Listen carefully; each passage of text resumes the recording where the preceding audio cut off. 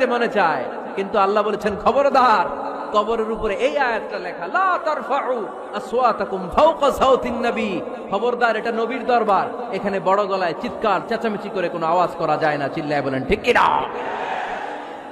এজন্য আল্লাহ বললেন লা তারফাউ আসওয়াতাকুম ফাওকা সাউতিন নবী, খবরদার নবীর কণ্ঠের চাইতে যেন কণ্ঠ উঁচু হয়ে না যায়।